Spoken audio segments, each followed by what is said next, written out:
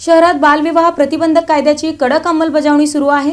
फौजदार चौडी पोलिसांनी लक्ष्मीनगर बाळे परिसरात होणारे 2 बालविवाह रोखून सामाजिक कर्तव्य पार पाडले।